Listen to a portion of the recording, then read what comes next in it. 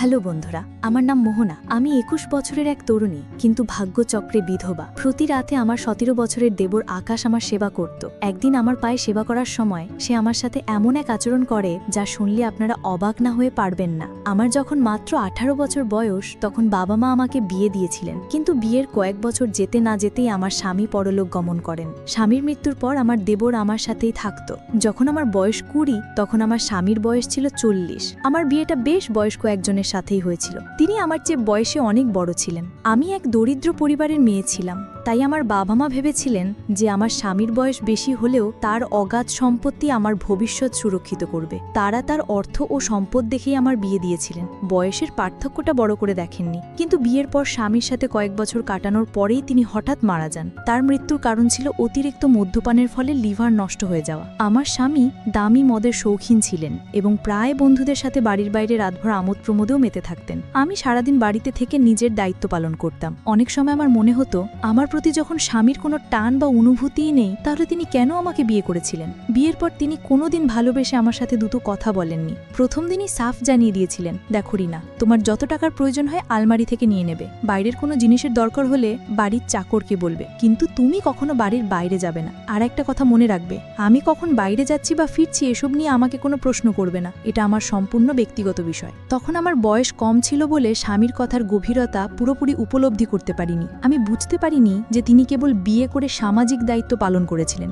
সংসারের প্রতি তার কোনো মনোযোগ ছিল না। এমন নয় যে তিনি আমার সাথে একেবারেই কথা বলতেন না, প্রয়োজনের ভিত্তিতে বলতেন, কিন্তু আমি তার স্ত্রী হিসেবে যে ভালোবাসার সঙ্গ পাবার আশা করছিলাম তা কখনো পাইনি। ধীরে ধীরে যখন আমি এই শূন্যতা অনুভব করতে শুরু করি, তখন আমি আমার বাবা মায়ের সাথে বিষয়টা নিয়ে আলোচনা করেছিলাম। আমি তাদের বলেছিলাম যে আমি টাকা পয়সা স্বাচ্ছন্দ্য পেলেও স্বামীর ভালোবাসার সুখ পাইনি। আমার কথা শুনে বাবা মা আমাকে বোঝাতেন, দেখ মা, ভালোবাসার চেয়ে টাকা অনেক বেশি মূল্যবান। আমাদের বাড়িতে তুই তো দেখেছিস কি ভীষণ অভাব ছিল, তোদের আমি দুবেলা পেট ভরে খাওয়াতেও পারতাম না, কিন্তু যেখানে তোর বিয়ে হয়েছে সেখানে অন্তত অর্থের অভাব নেই। তোর ওই বড় ঘরে বিয়ে হয়েছে বলেই আজ আমরাও দুবেলা খেতে পারছি। তাই এসব ছোটখাটো ব্যাপার নিয়ে মন খারাপ করিস না। তারা এসব বলে আমাকে সান্ত্বনা দিয়ে শ্বশুর বাড়িতে পাঠিয়ে দিত, কিন্তু আমার মনের কষ্টটা তারা কখনো বুঝতে চেষ্টা করেননি। টাকা পয়সা দিয়ে ভালো খাবার কেনা যায়, কিন্তু ভালোবাসা বা স্নেহ তো কেনা যায় না। তবে একটা বিষয় ভালো ছিল, আমার স্বামী বিয়ের পর থেকে আমার দরিদ্র বাবা মাকে প্রতি মাসে অর্থ দিয়ে সাহায্য করতেন। এজন্য আমি মনে মনে খুশি হতাম যে তিনি অন্তত আমার পরিবারের কথা ভাবেন, কিন্তু আমার প্রতি তার কোনো যত্ন বা দায়িত্ববোধ ছিল না। এভাবেই আমার জীবনটা একঘেয়ে কেটে যাচ্ছিল। আমি ঘরের দায়িত্ব পালন করতাম আর তিনি বন্ধুদের সাথে আমোদ ফুর্তিতে ব্যস্ত থাকতেন।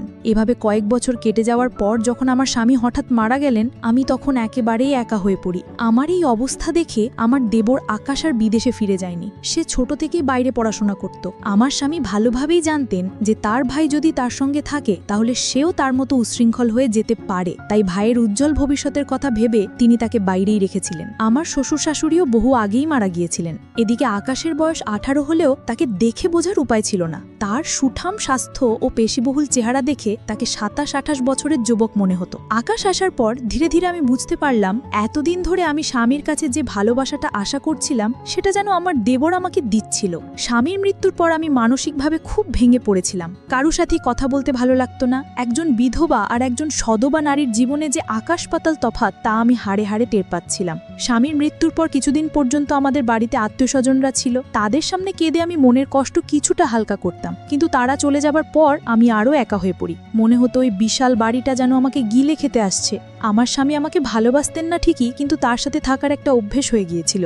আত্মীয়রা চলে যাবার পর একদিন সন্ধ্যায় আমি একটা সাদামাটা শাড়ি পরে ঘরের জানালার ধারে বসে বাইরে তাকিয়েছিলাম। তখন আকাশ দরজায় মৃদু শব্দ করে জিজ্ঞেস করল, বৌদি, ভেতরে আসতে পারি? তার কণ্ঠ শুনে আমি চোখের জল মুছে বললাম, হ্যাঁ, ভেতরে আয়। সে ঘরে এসে আমার পাশে বসলো, আমার হাত দুটো ধরে বলল, বৌদি, আমি জানি তুমি খুব একা বোধ করছো, কিন্তু চিন্তা করো না, আমি তোমাকে এই অবস্থায় ফেলে কোথাও যাব না। আমি সিদ্ধান্ত নিয়েছি বাকি পড়াশোনাটা এখান থেকেই শেষ করব। তার কথা শুনে আমি খুব আশ্বস্ত হলাম। মনে হলো, যাক, আমার কথা ভাবার মতো একজন তো আছে। সে প্রতিদিন সকালে আমার ঘুম ভাঙার আগেই আমার ঘরে এসে দেখে যেত আমি ঠিক আছি কিনা। মাঝে মাঝে আমার জন্য চাও বানিয়ে নিয়ে আসতো। যখনই সে অবসর পেত আমার সাথে বসে ঘন্টার পর ঘন্টা গল্প করত। মজার কথা বলে আমাকে হাসানোর চেষ্টা করত। আমি যখন দুশ্চিন্তায় থাকতাম, আমার মাথায় যন্ত্রণা হলে সে আমার মাথা টিপে দিত। আমি তাকে বারণ করলে সে মায়া ভরা কণ্ঠে বলতো, বৌদি, তোমার উপর কি আমার কোনো অধিকার নেই? আমি কি তোমার একটু সেবা করতে পারি না? তার এই আন্তরিক কথায় আমি আর তাকে বাধা দিতে পারতাম না। এভাবেই দিন কাটতে লাগলো এবং আমার দেবর আমার খুব কাছাকাছি আসতে শুরু করলো। ধীরে ধীরে আমি বুঝতে পারছিলাম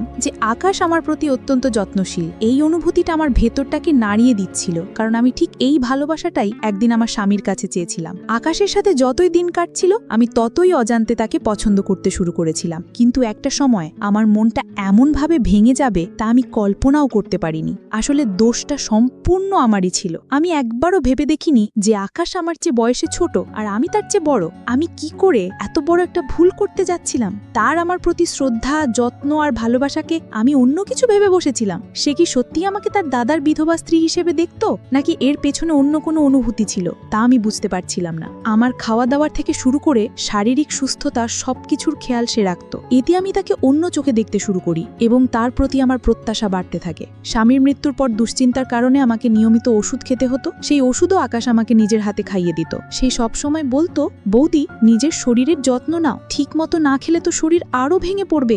দাদাকে তো আমি হারিয়েছি, তোমাকে কোনোভাবেই হারাতে চাই না। তার মুখ থেকে এমন কথা শুনে আমি তাকে অন্যরকম ভাবতে শুরু করেছিলাম। আমার মনের অনুভূতিগুলো ভালোবাসার দিকে মোড় নিচ্ছিল। এভাবে প্রায় ৩-৪ মাস কেটে যাওয়ার পর আমি আমার ১৮ বছরের দেবরের জন্য নিজেকে নতুন করে সাজাতে শুরু করেছিলাম। আমার স্বামী তো কখনো আমার দিকে সেভাবে তাকায়নি, তাই আকাশের কাছ থেকে এত যত্ন পেয়ে আমি তাকে মন দিয়ে ফেলেছিলাম। পরিস্থিতি এমন হয়েছিল যে আকাশ আমার সামনে এলেই আমি লজ্জায় লাল হয়ে যেতাম। তাকে আকর্ষণ করার জন্য আমি সুন্দর করে সেজেগুজে থাকতাম। আমি সেজে থাকলে সে বলতো, বৌদি, তুমি এভাবেই সেজেগুজে হাসি খুশি থেকো, আমি তোমাকে সব সময় হাসি খুশি দেখতে চাই। সে বুঝতেও পারেনি যে আমি তাকে ভালোবেসে ফেলেছি। আমার দেবরের স্নেহ আর ভালোবাসা পাওয়ার জন্য আমি ভুল পথে হাঁটতে শুরু করেছিলাম। তার সান্নিধ্য পাওয়ার আশায় আমি নানা ছলনার আশ্রয় নিতে শুরু করেছিলাম।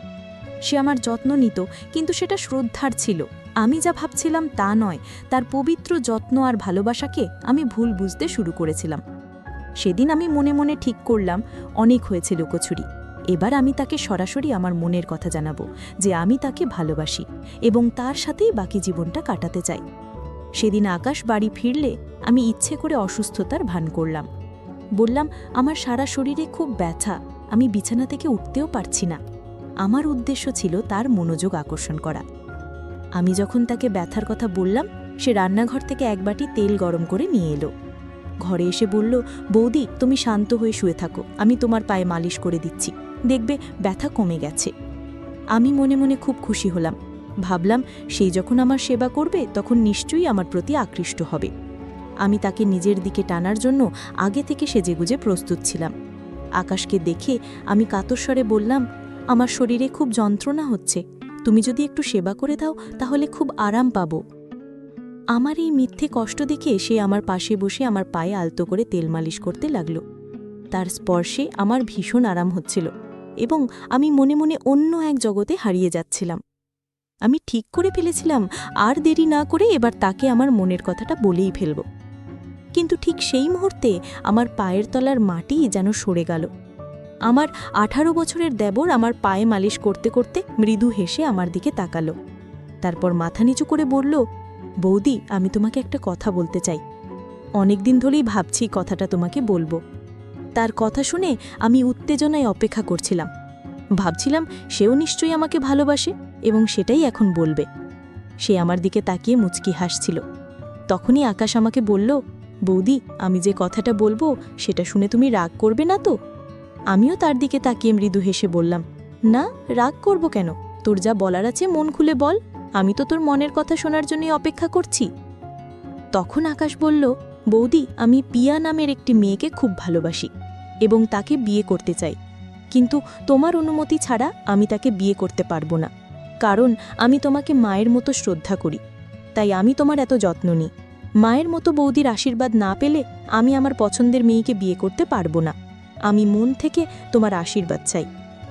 তার মুখ থেকে এই কথাগুলো শোনার পর আমার মাথা ঘুরে গেল। আমি কিছুক্ষণের জন্য স্তব্ধ হয়ে গেলাম।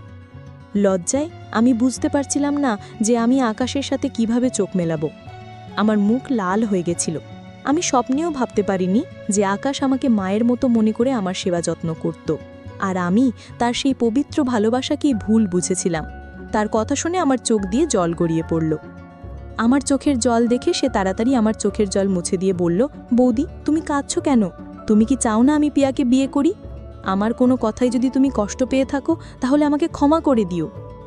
তখন আমি তার কাঁধে হাত রেখে জোর করে হেসে বললাম, আরে পাগল, আমি তো খুশিতে কাঁদছি। আমার দেবরটা তো অনেক বড় হয়ে গেছে। তুই যখন বিয়ে করে তোর বউকে বাড়িতে নিয়ে আসবি তখন হয়তো আমাকে আর আগের মতো ভালোবাসবি না, আমার এত যত্ন করবি না। এই ভেবেই হয়তো আমার চোখে জল এসে গেছে। আকাশ তখন আমার হাতটা ধরে বলল, বৌদি, এমনটা কখনোই হবে না। আমি তোমাকে আমার মায়ের আসনে বসিয়েছি। ছোটবেলায় বাবা মারা যাবার পর মা খুব একা হয়ে গিয়েছিলেন, তখন দাদা মায়ের খুব খেয়াল রাখত। আমি দাদার কাছেই শিখেছি। তুমি ছাড়া তো আমার আর কেউ নেই বৌদি। তোমার কিছু হয়ে গেলে আমি তো একেবারে একা হয়ে যাব, তাই আমি তোমাকে কোনোভাবেই কষ্ট দেব না। এই জন্য তোমার অনুমতি নিতে এসেছি। আমি কি আমার পছন্দের মেয়েকে বিয়ে করে এই বাড়িতে আনতে পারি? আমার স্ত্রী এলে তোমাকে আর কোনো কাজ করতে হবে না, সে এই বাড়ির সব দায়িত্ব সামলে নেবে। তুমি এতদিন অনেক কষ্ট করেছ, সে এলে তোমার একাকিত্বও কেটে যাবে। তার কথা শুনে আমার নিজেরই খুব লজ্জা করছিল। আমি যে ছেলেটির কাছে অন্য কিছু পাওয়ার আশায় এত ছলনা করেছিলাম, সে তো আমাকে তার মায়ের সম্মান দিয়েছিল। সেদিন আমি নিজের ভুল বুঝতে পেরে মনে মনে প্রতিজ্ঞা করলাম যে আমি আর কখনো আমার দেবরকে সেই ভুল চোখে দেখব না। তারপর আমি আনন্দের সাথেই তার পছন্দের মেয়ের সাথে তার বিয়ে দিয়ে পিয়াকে এই বাড়িতে নিয়ে এসেছিলাম। এখন আমরা সবাই একসঙ্গেই থাকি। আমিও আমার দেবরকে নিজের ছেলের মতোই স্নেহ করি। আকাশের আমার প্রতি ভালোবাসাটা যেহেতু মাতৃস্নেহের মতো ছিল, তাই আমি আর কোনো দিন তাকে আমার মনের কথা জানাইনি। আমিও নিজে খুব লজ্জিত ছিলাম। আমি বুঝতে পেরেছিলাম যদি ভুল করে আমি তাকে আমার অনুভূতির কথা বলে দিতাম তাহলে সে হয়তো আমাকে ছেড়ে চলে যেত। আমি কখনোই চাইনি যে আমার ছেলের মতো দেবর, যে আমার এত খেয়াল রাখে, তাকে আমি হারাই। তাই আমি আর কোনোদিন আমার মনে তার প্রতি কোনো গলদ চিন্তা আসতে দিইনি। সেদিন থেকে আমরা সবাই একসঙ্গে মিলেমিশে বসবাস করি। ভালোবাসা তো নানা রকমের হয়। মায়ের সাথে ছেলের ভালোবাসা, স্বামীর সাথে স্ত্রীর ভালোবাসা, ভাইয়ের সাথে বোনের ভালোবাসা, ঠিক তেমনি দেবন আর বৌদিরও খুব পবিত্র ভালোবাসা হতে পারে। পার্থক্য শুধু এটাই যে আমরা সঠিক সময় সঠিক ভালোবাসাটা বুঝতে ভুল করে ফেলি, যেমনটা আমি করেছিলাম। আমি আমার দেবরের পবিত্র ভালোবাসাকে চিনতে পারিনি। গো বন্ধুরা, আজকের গল্পটি এই পর্যন্তই। গল্পটি তোমাদের কেমন লাগলো কমেন্ট করে অবশ্যই জানাবে। আর এরকম নতুন নতুন গল্প পেতে চ্যানেলটিকে সাবস্ক্রাইব করে পাশে থাকা বেল আইকনটিতে ক্লিক করুন, পরবর্তী কোনো আপডেট যেন মিস না হয়।